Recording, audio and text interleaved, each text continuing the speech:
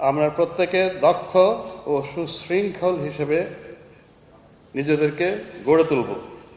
এটা শুধু আইন কানুন শিখানো নয়, এই প্রশিক্ষণের মধ্যে দিয়ে আমরা জানব কিভাবে চাপের মধ্যেও নিরপেক্ষ থাকা যায়, কিভাবে সংঘাতের পরিবর্তে সমাধানকে অগ্রাধিকার দেওয়া যায়, কিভাবে মানুষের আস্থা অর্জন ও নিরাপদ পরিবেশ তৈরি করা যায়। আন্তর্জাতিক অঙ্গনেও প্রমাণের সুযোগ এসেছে যে বাংলাদেশ পুলিশ একটি আধুনিক গণতন্ত্র বান্ধব এবং কার্যকর বাহিনী।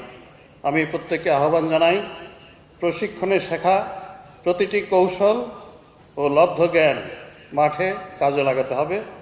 সর্বোচ্চ ধৈর্য, বিচক্ষণতা ও আত্মসংযম প্রদর্শন করতে হবে এবং আমরা চাই নির্বাচন হোক বাংলাদেশের ইতিহাসে সবচাইতে শান্তিপূর্ণ, অংশগ্রহণমূলক এবং মাননীয় প্রধান উপদেষ্টা যে বলে থাকেন উৎসব মুখর নির্বাচন। এই লক্ষ্যে আমি বিশ্বাস করি আমরা সকলে দক্ষতা, নিরপেক্ষতা দিয়ে জাতির আস্থা অর্জন করব।